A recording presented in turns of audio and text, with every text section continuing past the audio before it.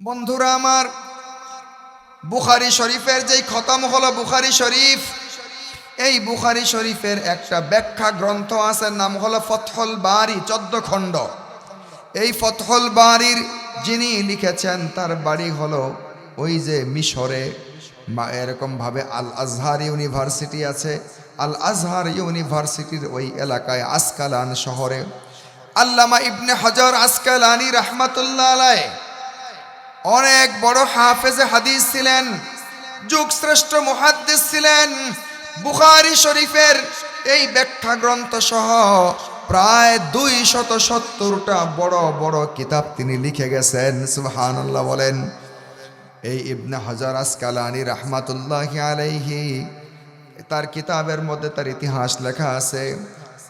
মিশর থেকে ছোট্ট এক কাফেলার মধ্যে, মিশর থেকে একটা হজের কাফেলার মধ্যে ইবনে হাজার আসকালানি রাহমাতুল্লাহ আলাইহির মাকে নিয়ে ইবনে হাজারের আব্বা হজ করার জন্য রওনা করেছেন।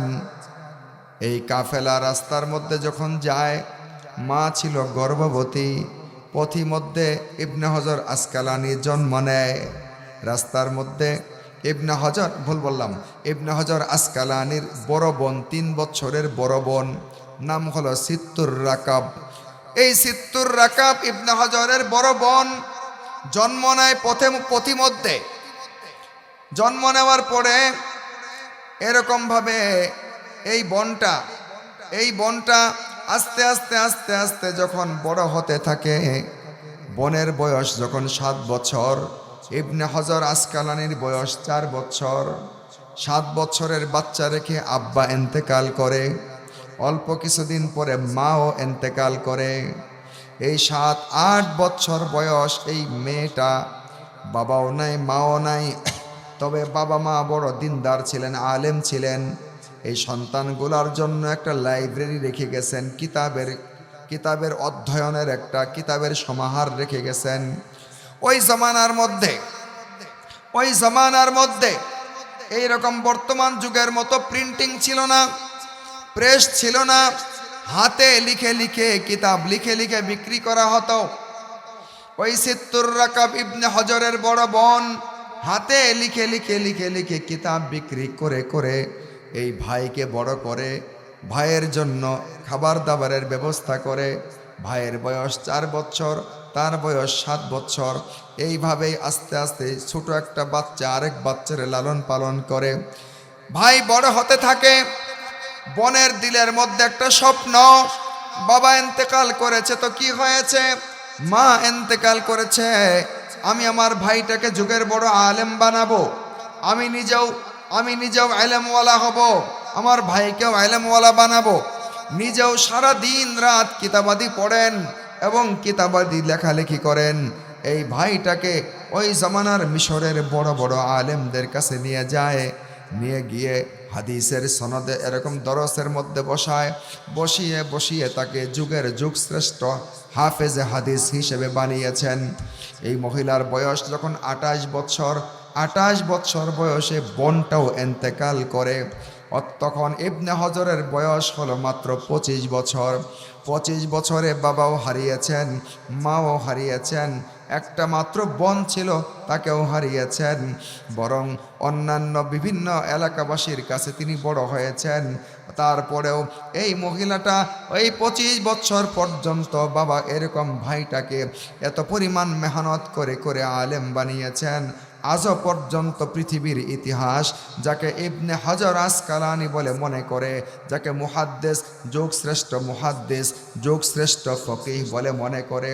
ও বন্ধু, এই জন্য একজন মা যদি দিনদার হয়, একজন বোন যদি আলেমওয়ালা হয়, এই বোন ভাইকে তত্ত্বাবধান করে বড় আলেম বানাতে পারে। এই মা সন্তানকে বড় আলেম বানাতে পারে, দিনদার পরহেজগার বানাতে পারে। ও বন্ধু, এই জন্য এরকম মেয়েকে আলেমা বানান, এরকমভাবে মেয়েটাকে দিনদার বানান, কখনো বিফলে যাবে না। নারী এবং পুরুষকে আল্লাহ তাআলা উভয়কে ইহকাল পরকালের সফলতার উচ্চ শিখরে দেওয়ার জন্য আল্লাহ তাআলা দুনিয়াতে বানিয়েছেন। পুরুষের জন্য যেমন সুশিক্ষা প্রয়োজন, নারীর জন্যও সুশিক্ষা প্রয়োজন।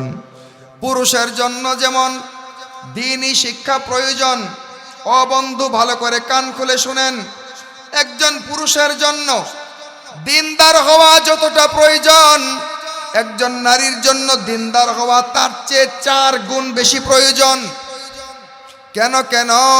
একজন পুরুষের দিনদারির প্রভাব সন্তানের উপরে যেই পরিমাণ পড়ে, একজন নারীর, একজন মায়ের দিনদারির প্রভাব সন্তানের উপরে এর চেয়ে বহুগুণ বেশি পড়ে। কেন বললাম বলেন তো দেখি? বুঝে থাকলে ঠোঁটটা খুলে জবাব দিবেন। আপনাদের ঘরে যাদের ছোট ছোট বাচ্চা আছে, 2 বছরের বাচ্চা, 3 বছরের বাচ্চা, 4 বছরের বাচ্চা, কেবলমাত্র কথা বলতে জানে, কথা বলতে শিখে, মা বাবা যা করতে দেখে মা বাবাকে সে তাই করে, অনুকরণ করে, এই ধরনের সন্তান যদি ঘরে থাকে, বলেন তো দেখি আপনারা এই সন্তানগুলো রাত দিনের 24 ঘন্টার মধ্যে বাবার কাছে বেশি সময় থাকে নাকি মায়ের কাছে বেশি সময় থাকে? বলেন বলেন। বাবার কাছে বেশি সময় লালিত পালিত হয় নাকি মায়ের কাছে? আরে ভাই, অসংখ্য মানুষ তো স্ত্রীর গর্ভে সন্তান দিয়ে বিদেশে চলে গেছে, 5 বছর পরে বাড়িতে এসেছে, বিদেশে চলে যাওয়ার পরে সন্তান জন্ম হয়েছে, সে দেখে নাই, মোবাইলে দেখেছে আর দেখে নাই, বরং 5 বছর পরে বাড়িতে আসার পরে সে এই মাত্র প্রথম দেখলো 4 বছরের সন্তানটা। আর যারা দেশের বাড়িতেও থাকে, ঢাকায় চাকরি করে, 1 মাস 2 মাস পরে, 2-3 সপ্তাহ পরে বাড়িতে আসে, রাত দিন 24 ঘন্টা, সপ্তাহের পর সপ্তাহ, মাসের পর মাস, মা খাওয়ায়, মা ঘুম পাড়ায়, মা পেশাব পায়খানা করায়, মা তাদেরকে ওঠায়, কষ্ট করে, মায়ের মুখে মুখে কথা বলে, মায়ের আচরণ দেখে, ঠিক কিনা বলেন? বাবার আচরণ দেখে না, বাবার সাথে কথা বলারও সময় পায় না। বন্ধুরা আমার, যারা বাড়িতেও থাকে, সকালবেলা সন্তান ঘুম থেকে উঠে, ছোট বাচ্চা সকাল 8টা-9টায়, আর সকালবেলা ভোরবেলায় বাড়ির পুরুষটা ঘুম থেকে উঠে অফিসে চলে যায়, রিক্সা নিয়ে চলে যায়, কিছু মানুষ ক্ষেত খামারে চলে যায়, কর্মে চলে যায়, সন্তানকে ঘুম পাড়াইয়া যায়, আবার রাতের বেলা এসে দেখে সন্তান ঘুমায়ে গেছে। কথা কোন ঠিক কিনা? তাহলে বোঝা গেল বাবার কাছে সন্তান 5, 6, 7 বছর পর্যন্ত একেবারে 100%-এর মধ্যে 10% বাবার সঙ্গ পায়, আর 90% মায়ের সঙ্গ পায়। বন্ধুরা আমার, গাছ যদি ভালো হয়, ফল ভালো হয়, ফ্যাক্টরি ভালো হয়, তো মাল ভালো হয়। সাহচর্য, সান্নিধ্য যদি উত্তম হয়, উত্তম জিনিস শিখে, অনেক সময় দেখবেন এমন কোনো কথা আপনি জীবনও উচ্চারণ করেন নাই, হঠাৎ করে সন্তান এমন এক কথা বলে ফেলেছে, মানুষের সামনে আপনি লজ্জিত হয়ে গেছেন, টেনশনে পড়ে গেছেন। আরে এমন গালি তো আমার পরিবারে কেউ দেয় নাই, কই থেকে শিখলো? ওই যে প্রতিবেশীর আর একটা ঘরের সন্তানের সাথে খেলতে গেছে, ওই সন্তানকে একটা গালি দিতে দেখছে, ওই গালিটাই এসে মনে করেছে এটা ভালো জিনিস, সে ঘরের মধ্যে দেওয়া শুরু করেছে। আছে না নেই? বলেন না। সে সন্তান হলো বানরের মতো, বানর যা অনুকরণ করে, মানুষ যাই করে বানর তাই করে।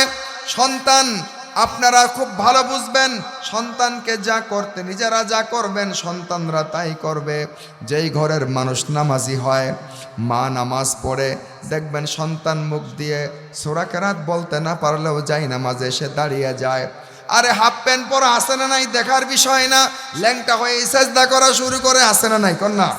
সেজদা করা শুরু করে, সেজদা করতে না পারলেও শুয়ে পড়ে, ওইটাই সেজদা। মায়ের মুখের দিকে তাকায়, বীর বীর করে মা তেলাওয়াত করে, আর বাচ্চাটাও বীর বীর বীর বীর করে ঠোঁট নাড়ায়। বাবা মসজিদে গিয়ে হাত বাঁধে নামাজের জন্য, বাচ্চারাও হাত বাঁধে, বাবা রুকু দেয়, বাচ্চাও রুকু দেয়, এই রকম করে অনুকরণ করে।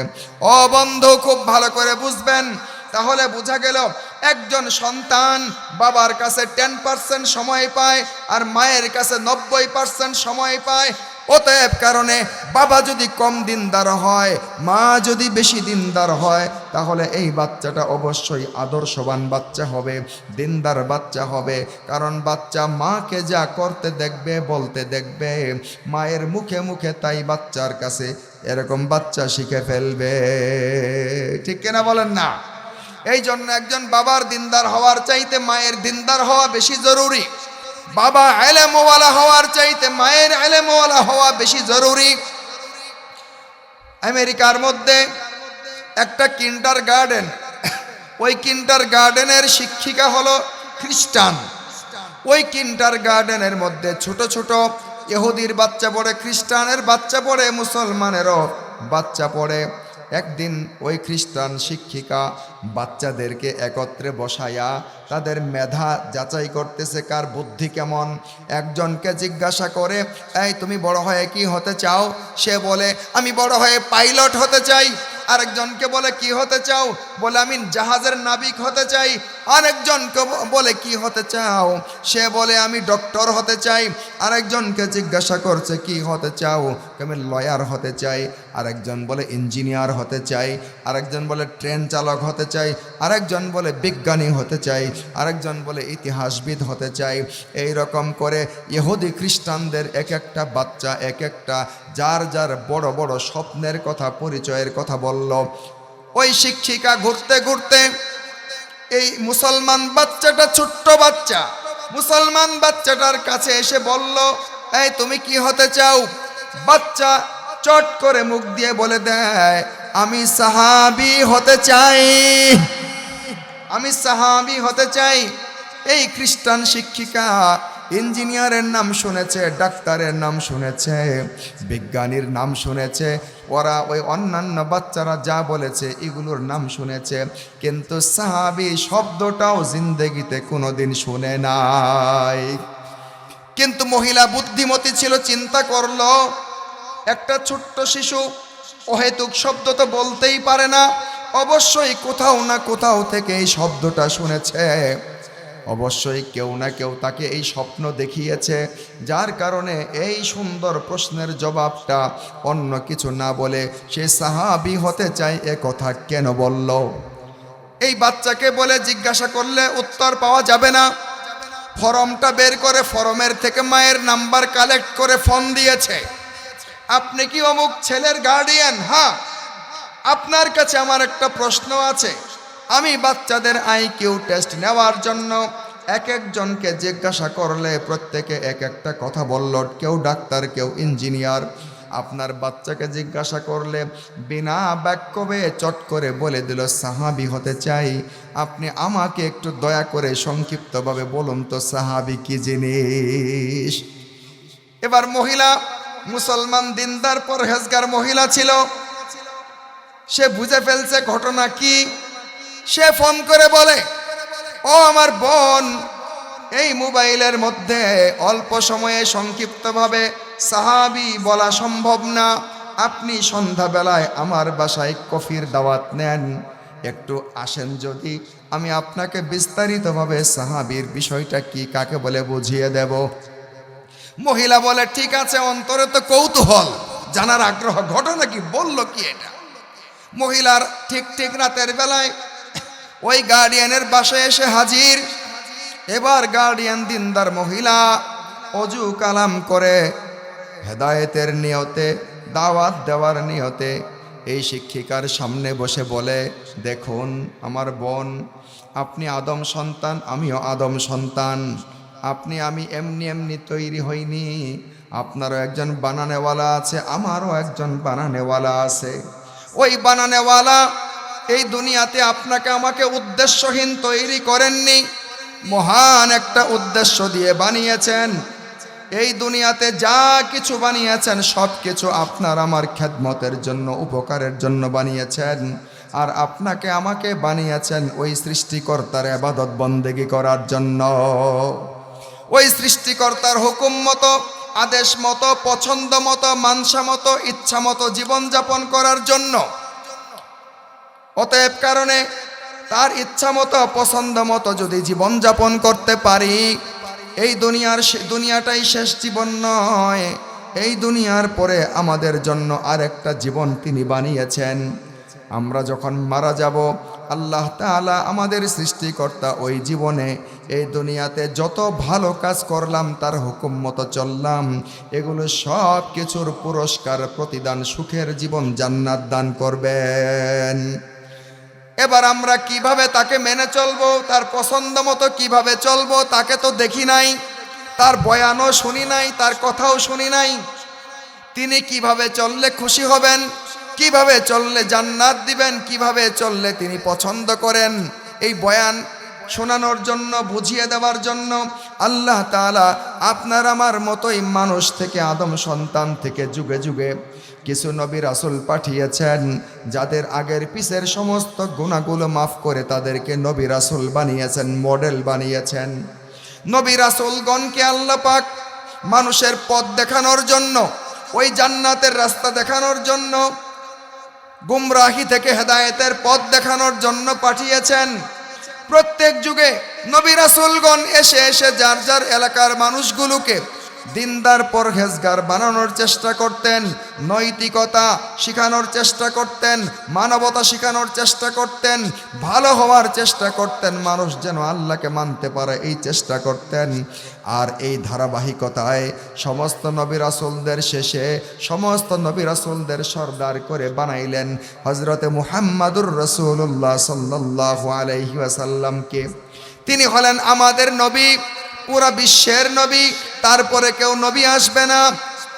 অতএব কারণে তিনি চলে যাওয়ার পরে ওই নবীর সান্নিধ্য যারা অর্জন করেছে, সাহচর্য অর্জন করেছে, নবীর উপরে আল্লাহ তাআলা, নবী বেঁচে দুনিয়াতে বেঁচেছিলেন 63 বছর, 40 বছর বয়সে মানুষের হেদায়েতের জন্য মানুষের উপরে বিধান নাজিল করা, বিধান সংক্রান্ত কোরআন নাজিল করলেন। 40 থেকে 63 এই 23 বছরের মধ্যে 13 বছর ছিলেন নবীজি মক্কায়, 10 বছর ছিলেন মদিনায়। এই 23 বছর হলো নবুয়তি বয়স। এই 23 বছরে নবীজি তামাম পৃথিবীর মানুষকে হেদায়েতের দাওয়াত দিয়েছেন। নবীজির সামনে থেকে, নবীজির এলাকা থেকে যারা নাকি নবীজির দাওয়াত শুনে, নবীজির দাওয়াত কবুল করে জীবনটা পরিবর্তন করে ফেলেছে। আগে মূর্তি পূজা করত, মূর্তি পূজা বাদ দিয়ে নবীর দাওয়াত শুনে হেদায়েত পেয়ে আল্লাহ তাআলার ইবাদত করেছে। যারা গুমরাহির অন্ধকারে ছিল, নবীর দাওয়াত শুনে যারা নাকি হেদায়েতের পথে এসেছে, নবীর সঙ্গ দিয়েছে, নবীর জন্য জান কুরবান করনেওয়ালা বনে গেছে, নবীর জন্য নবীর আদর্শ নিজেদের আদর্শ বানিয়ে নিজেদের জীবনে বাস্তবায়ন করে দুনিয়া থেকেই তারা জান্নাতের সুসংবাদ পেয়ে গেছে। আল্লাহ কোরআনে বলেছেন, রিদওয়ানুল্লাহি তাআলা আলাইহিম আজমাইন রাদিয়াল্লাহু আনহুম ওয়া রাদু আনহু। নবীর সান্নিধ্য প্রাপ্ত সাহাবায়ে কেরাম আল্লাহ তাআলা তাদের উপরে রাজি হয়ে গেছেন, তারা আল্লাহর উপরে রাজি হয়ে গেছেন, তারাই হলো সাহাবী। নবীর দাওয়াত পেয়ে, নবীর সান্নিধ্য অর্জন করে ঈমানের সঙ্গে যারা মৃত্যুবরণ করেছেন তারাই হলো সাহাবী। এবার মহিলা বলে বসলো, তাহলে আমারেও সাহাবী বানান, আমিও সাহাবী হতে চাই। সুবহানাল্লাহ বলেন। এবার এই মা বলে, না না, সাহাবী হতে হওয়া যাবে না। সাহাবী হইতে হলে তো নবীকে দেখতে হয়, নবীর উপরে ঈমান আনতে হয়, ঈমানের সঙ্গে নবীকে দেখতে হয়, ঈমানের সঙ্গে মৃত্যুবরণ করতে হয়, তাকেই সাহাবী বলে। কই তাহলে আমি কিভাবে তাদের মতো হব? কই সাহাবী হতে না পারলেও সাহাবায়ে কেরাম যেই দিন ইসলামের উপরে চলে, যেই আল্লাহ পাকের কিতাবের উপরে আমল করে, নবীর রেখে যাওয়া হাদিসের উপরে, সুন্নতের উপরে আমল করে, তারা জান্নাতের যেখানে অবস্থান করবেন। আপনি সাহাবী হতে না পারলেও সাহাবায়ে কেরামের দিন যদি গ্রহণ করেন, তাদের মতো যদি আমল করেন, জান্নাতের মধ্যে সাহাবাদের সঙ্গে আপনার বসার জায়গা করে দিবে। আর দেরি করে নাই, ওই বাচ্চাটার গার্ডিয়ানের কাছে ওই সময়ই মুসলমান হয়ে যায়। আমাকে তাহলে কালেমা পড়ে মুসলমান বানান, আমি আর খ্রিস্টান থাকতে চাই না, আমি ইসলাম কবুল করতে চাই। ওই সময়ই পড়ে আশহাদু আল্লা ইলাহা ইল্লাল্লাহু ওয়া আশহাদু আন্না মুহাম্মাদান আবদুহু ওয়া রাসূলুহু। ও আমার বন্ধু, খুব ভালো করে মনে রাখেন। দেখেন, ছোট্ট একটা বাচ্চা উত্তম দিনদার মায়ের সান্নিধ্য পাওয়ার কারণে সে নিজেকে বারবার ঘরের মধ্যে সাহাবী সাহাবী আলোচনা হয়। মা প্রতিদিন ঘুমাইতে যাওয়ার আগে হায়াতুস সাহাবা কিতাবটা নিয়ে তালিম করে, ফাজাইলে আমাল কিতাব নিয়ে তালিম করে। ওই মায়ের মুখ থেকে সাহাবার নাম শুনে, আবু হুরায়রার নাম শুনে, হজরতে মুআজ বিন জাবালের নাম শুনে, হজরতে আয়েশা রাদিয়াল্লাহু আনহার নাম শুনে, হজরতে ওমরে ফারুকের নাম শুনে, এরকম সাহাবায়ে কেরামের এরকম জীবন উৎসর্গকারী ঘটনাগুলা শুনে, ওই শুনতে শুনতে শুনতে শুনতে ওই বাচ্চাটার দিলের মধ্যে সাহাবা হওয়ার আগ্রহ জন্ম নিয়েছে। বন্ধুরা আমার, এই জন্য মা যদি দিনদার হয়, সন্তান অনায়াসে কখন দিনদার হয়ে যাবে বুঝতেও পারবেন না। এই জন্য বুজুর্গানে কেরাম বলেন, মায়ের কোল হলো সন্তানের জন্য আদর্শ মাদ্রাসা, প্রথম মাদ্রাসা। মা সন্তানকে যা শিখাইতে পারে, এই সভ্যতা, এই আদর্শ বাইরে থেকে কোনো উস্তাদও শিখাইতে পারে না। হ্যাঁ, মা তাই শিখাইতে পারে। ও বন্ধুরা আমার, এই দুনিয়ার মধ্যে বিশেষ করে আমাদের বাংলাদেশে যার বাবা ইন্তেকাল হয়ে যায়, মারা যায়, অথবা বাবা যদি ছোট বাচ্চা রেখে বাচ্চার মাকে তালাক দিয়ে দেয়, শতকরা 95% এই সন্তানগুলো বখাটে হয়, নষ্ট হয়। এদেরকে টেক কেয়ার করার মতো কেউ থাকে না। মায়েরা সন্তানের ব্যাপারে উদাসীন থাকে, ঠিক কিনা বলেন? নিজের যান বাঁচানো নিয়ে চিন্তায় থাকে, সন্তানকে টেক কেয়ার করতে পারে না। কেন? তারা দিনদার না। দিনদার যদি হয়, বাবা থাকুক আর না থাকুক, সন্তানকে স্বপ্নের মতো সন্তান গড়ানোর চেষ্টা করবে। ইতিহাসের পাতার মধ্যে এমন এমন কিছু বুজুর্গানে দিন ছিলেন, যেই বুজুর্গানে দিন আজও ইতিহাসের স্বর্ণাক্ষরে তাদের নাম লেখা আছে, যাদের ছোটবেলায় তাদের আব্বা ইন্তেকাল করেছে, কেবল বাবা নয় বরং মা পর্যন্ত ইন্তেকাল করার পরেও সন্তানকে একটা বোন হয়ে লালন পালন করে সন্তানকে যুগের শ্রেষ্ঠ হাফেজে হাদিস হিসাবে গ্রহণ করে বানিয়ে দিয়েছেন। বন্ধুরা আমার, বুখারী শরীফের যেই খতম হলো বুখারী শরীফ, এই বুখারী শরীফের একটা ব্যাখ্যা গ্রন্থ আছে, নাম হলো ফতহুল বারী, 14 খণ্ড। এই ফতহুল বারীর যিনি লিখেছেন তার বাড়ি হলো ওই যে মিশরে, এরকমভাবে আল আজহার ইউনিভার্সিটি আছে, আল আজহার ইউনিভার্সিটির ওই এলাকায় আসকালান শহরে আল্লামা ইবনে হাজার আসকালানি রাহমাতুল্লাহ আলাইহি অনেক বড় হাফেজে হাদিস ছিলেন, যুগশ্রেষ্ঠ মুহাদ্দিস ছিলেন। বুখারী শরীফের এই ব্যাখ্যা গ্রন্থ সহ প্রায় 270টা বড় বড় কিতাব তিনি লিখে গেছেন। সুবহানাল্লাহ বলেন। এই ইবনে হাজার আসকালানি রাহমাতুল্লাহি আলাইহি তার কিতাবের মধ্যে তার ইতিহাস লেখা আছে। মিশর থেকে ছোট্ট এক কাফেলার মধ্যে, মিশর থেকে একটা হজের কাফেলার মধ্যে ইবনে হাজার আসকালানি রাহমাতুল্লাহ আলাইহির মাকে নিয়ে ইবনে হাজারের আব্বা হজ করার জন্য রওনা করেছেন। এই কাফেলা রাস্তার মধ্যে যখন যায়, মা ছিল গর্ভবতী। পথিমধ্যে ইবনে হাজার আসকালানি জন্ম নেয়। রাস্তার মধ্যে ইবনে হাজার আসকালানির বড় বোন, 3 বছরের বড় বোন, নাম হলো সিত্তুর রাকাব। এই সিত্তুর রাকাব ইবনে হাজারের বড় বোন জন্ম নেয় পথিমধ্যে। জন্ম নেওয়ার পরে এরকমভাবে এই বোনটা আস্তে আস্তে আস্তে আস্তে যখন বড় হতে থাকে, বোনের বয়স যখন 7 বছর, ইবনে হাজার আসকালানির বয়স 4 বছর। 7 বছরের বাচ্চা রেখে আব্বা ইন্তেকাল করে। অল্প কিছুদিন পরে মাও ইন্তেকাল করে। এই 7-8 বছর বয়স এই মেয়েটা, বাবাও নাই মাও নাই, তবে বাবা মা বড় দিনদার ছিলেন, আলেম ছিলেন। এই সন্তানগুলোর জন্য একটা লাইব্রেরি রেখে গেছেন, কিতাবের অধ্যয়নের একটা কিতাবের সমাহার রেখে গেছেন। ওই জামানার মধ্যে এইরকম বর্তমান যুগের মতো প্রিন্টিং ছিল না, প্রেস ছিল না, হাতে লিখে লিখে কিতাব লিখে লিখে বিক্রি করা হতো। ওই সিত্তুর রাকাব ইবনে হজরের বড় বোন হাতে লিখে লিখে লিখে লিখে কিতাব বিক্রি করে করে এই ভাইকে বড় করে, ভাইয়ের জন্য খাবার দাবারের ব্যবস্থা করে। ভাইয়ের বয়স 4 বছর, তার বয়স 7 বছর। এইভাবেই আস্তে আস্তে ছোট একটা বাচ্চা আরেক বাচ্চারে লালন পালন করে। ভাই বড় হতে থাকে।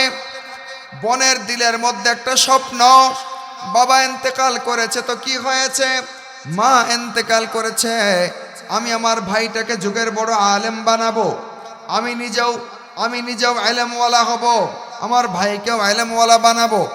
নিজেও সারা দিন রাত কিতাবাদি পড়েন এবং কিতাবাদি লেখালেখি করেন। এই ভাইটাকে ওই জামানার মিশরের বড় বড় আলেমদের কাছে নিয়ে গিয়ে হাদিসের সনদে এরকম দরসের মধ্যে বসিয়ে তাকে যুগের যুগ শ্রেষ্ঠ হাফেজে হাদিস হিসেবে বানিয়েছেন। এই মহিলার বয়স যখন 28 বছর বয়সে বোনটাও ইন্তেকাল করে। তখন ইবনে হজরের বয়স হলো মাত্র 25 বছর। 25 বছরে বাবাও হারিয়েছেন, মাও হারিয়েছেন, একটা মাত্র বোন ছিল তাকেও হারিয়েছেন। বরং অন্যান্য বিভিন্ন এলাকাবাসীর কাছে তিনি বড় হয়েছেন। তারপরেও এই মহিলাটা ওই 25 বছর পর্যন্ত বাবা এরকম ভাইটাকে এত পরিমাণ মেহনত করে করে আলেম বানিয়েছেন। আজও পর্যন্ত পৃথিবীর ইতিহাস যাকে ইবনে হজর আসকালানি বলে মনে করে, যাকে মুহাদ্দিস যুগ শ্রেষ্ঠ ফকিহ বলে মনে করে। ও বন্ধু, এই জন্য একজন মা যদি দিনদার হয়, একজন বোন যদি আলেমওয়ালা হয়, এই বোন ভাইকে তত্ত্বাবধান করে বড় আলেম বানাতে পারে, এই মা সন্তানকে বড় আলেম বানাতে পারে, দিনদার পরহেজগার বানাতে পারে। ও বন্ধু, এই জন্য এরকম মেয়েকে আলেমা বানান, এরকমভাবে মেয়েটাকে দিনদার বানান, কখনো বিফলে যাবে না।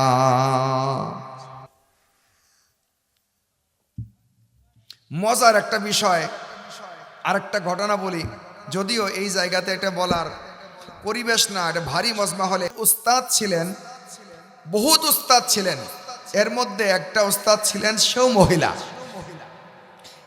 এই আরো মজার বিষয় হলো, এটা আমি আজ পর্যন্ত জানতাম না, তার যে একজন মহিলা উস্তাদ ছিল আমি জানতাম না।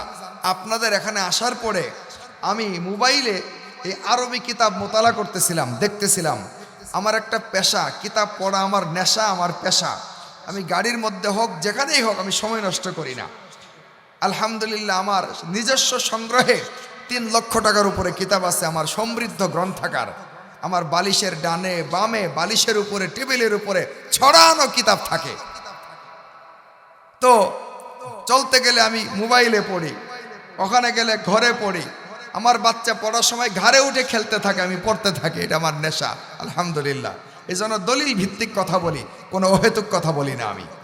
তো মজার বিষয় হলো, আপনাদের এখানে আসার পরে আমার নতুন করে আজকে এটা এলেম হইল, আমি ইতিপূর্বে এটা আমি জানতাম না।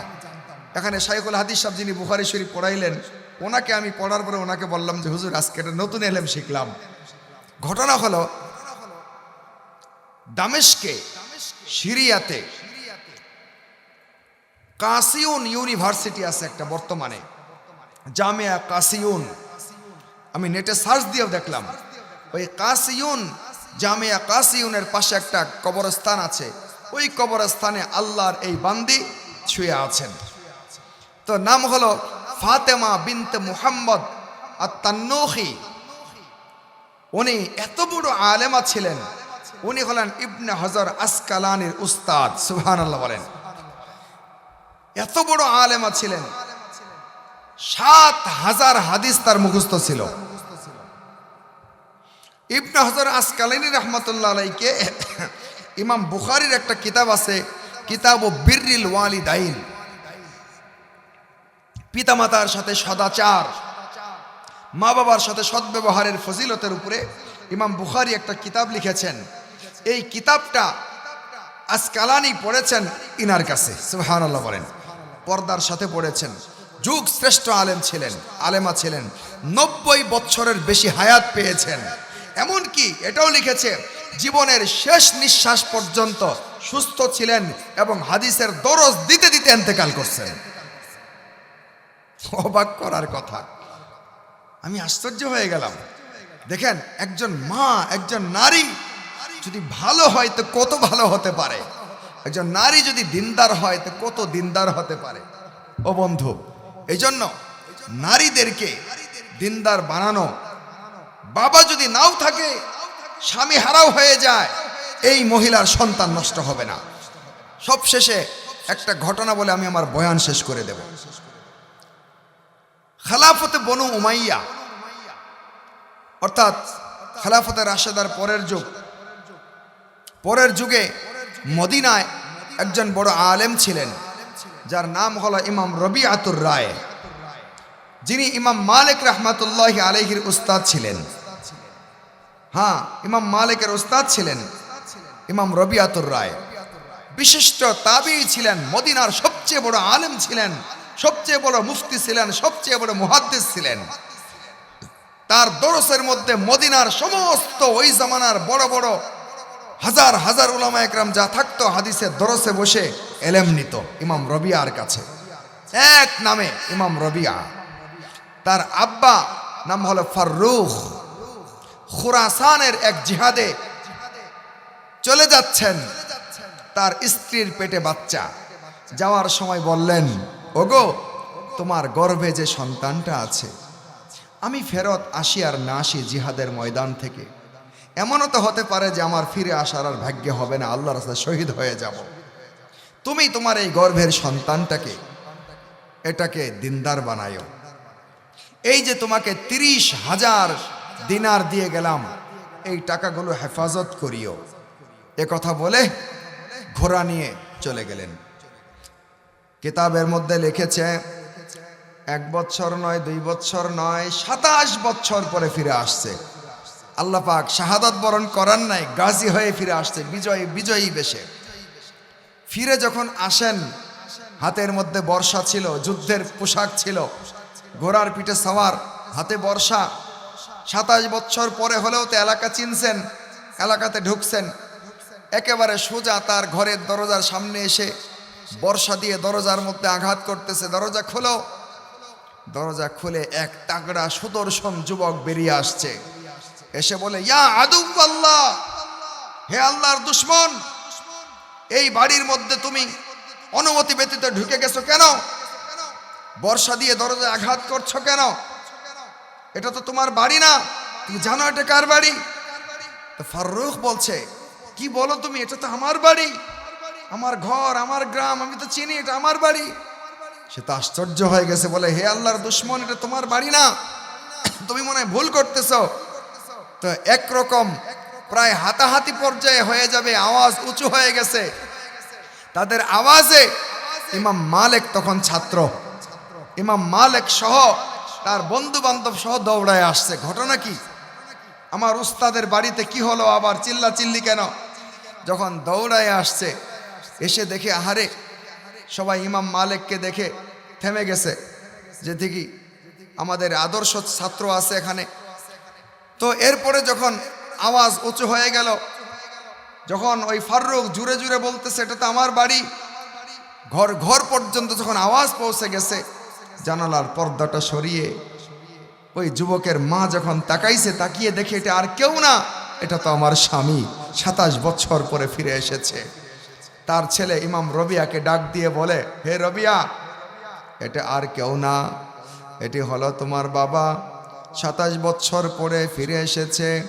জিহাদের ময়দানে চলে গিয়েছিল, জিহাদের ময়দানে তাগড়া জওয়ান অবস্থায় খুরাসানের জিহাদে চলে গিয়েছিল। এমন সময়, যে সময় তুমি দুনিয়াতে জন্মগ্রহণ করনি, তুমি আমার পেটে ছিলা, আমাকে পেটে রেখে তোমার আব্বা জিহাদের ময়দানে চলে গিয়েছিল এবং তোমাকে দিনদার বানানোর জন্য আমাকে ওসিয়ত করে গিয়েছিল। তুমি তোমার বাবাকে চিনতে পারোনি। এরপরে পরিচয় পাওয়ার পরে বাবার সন্তান যখন এরকম মুয়ানাকা করে গলাগলি করে একে অপরকে জড়িয়ে ধরে কাঁদতে থাকে, ঘরের মধ্যে চলে আসে। এরকম ফারুক স্ত্রীর কাছে এসে বলে, তোমাকে যে 30,000 দিনার আমি দিয়ে গেছিলাম আমানত, টাকাগুলো কোথায়? স্ত্রী বলে, এই টাকাগুলো আমি দাফন করে দিয়েছি। দাফন করে দিছি। দাফন দাফন মানে বুঝো নাই?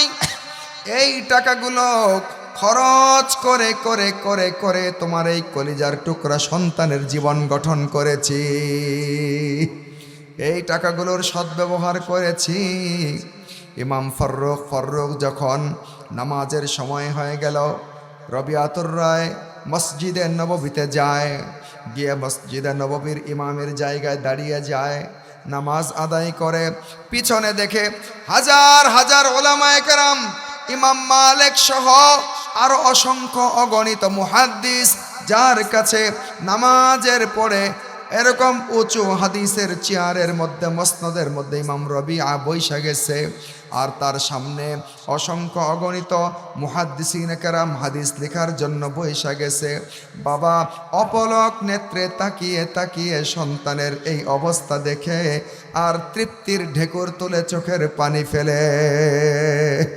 ও বন্ধু, মা যদি দিনদার হয়, মা যদি তাকওয়াওয়ালা হয়, মা যদি আল্লাহ তাআলার ভয় দিলের মধ্যে লালন করে, 27 বছর পর্যন্ত বাবার অনুপস্থিতি সন্তানকে কোনো ক্ষতি করতে পারে না, বরং বাবা থাকুক আর না থাকুক সন্তানকে মা তার দায়িত্ব ঠিকই পালন করে। ঠিক কিনা বলেন? এই জন্য আজকের এই মহিলা মাদ্রাসা থেকে আমাদের শিক্ষার বয়ান থেকে শিক্ষার বিষয় হলো, এই মাদ্রাসাকে আমরা যে অবস্থানে আছে, মাদ্রাসার পড়ালেখার মানকে সবচেয়ে যেন সুন্দর হয়, বোর্ডের রেজাল্ট ভালো হয়। আর মহিলা মাদ্রাসাগুলো বর্তমানে সমালোচনা করতে হলে আমি করব, সেটা হলো যতটুকু শিক্ষা দীক্ষার অবস্থা আছে ম্যাক্সিমাম মহিলা মাদ্রাসার ভেতরে আদব, আখলাক, শিষ্টাচার, বিনয়, ভদ্রতা, ধৈর্য, পিতামাতার সাথে কথা বলা, খেদমত করা, এইগুলো শিষ্টাচার খুবই কম শেখানো হয়। এই জন্য উস্তাদ যারা আছেন মেহেরবানি করে আমাদের বাচ্চাদেরকে, মেয়েদেরকে এই জিনিসগুলোর প্রতি বেশি শেখানোর এরকমভাবে যত্নবান হবেন। মেয়েরা কিন্তু ঘরের মধ্যে বাঁধা রাখা যায় না, বিয়ে দিতে হয় এদেরকে। এরা শ্বশুর বাড়িতে যায়, সারা বছর যে কিতাবগুলো পড়াইছেন এই কিতাবগুলো তখন সুন্দর করে মোলাটবদ্ধ করে সুকেজের মধ্যে রাইখা দেয়। কিন্তু দৈনন্দিন জীবনে যে আচরণগুলো, যে কথাবার্তা, যে শিষ্টাচার, মা বাবার সাথে কেমনে কথা বলতে হয়, শ্বশুর শাশুড়ির সাথে কেমনে কথা বলতে হয়, প্রতিবেশীর সাথে কিভাবে আচরণ করতে হয়, তার ইবাদত বন্দেগী, তার নামাজ, তার সুন্নত, তার আদর্শ, তার আমল, তার আখলাক, এই জিনিসগুলোই দৈনন্দিন কাজে লাগে। এইগুলো যদি প্র্যাকটিক্যাল মাদ্রাসা থেকে না শেখানো হয় তাহলে ঘরের মধ্যে গিয়ে কোনোদিন এগুলো আমল বাস্তবায়ন হয় না। এই জন্য অসংখ্য মহিলা মাদ্রাসার ছাত্রীরা রেজাল্ট ভালো, লেখাপড়া ভালো, ভালো ছাত্রী, লেখাপড়া সুন্দর, কিন্তু বদনাম আসে সে স্বামীর খেদমত করে না, বদনাম আসে শ্বশুর শাশুড়ির সাথে ভালো আচরণ করে না, বদনাম আসে বাড়িতে যায় মায়ের খেদমত করে না, মা অনেক কষ্ট করে এরপরেও সে মায়ের খেদমত করে না। কেন এগুলো আসবে?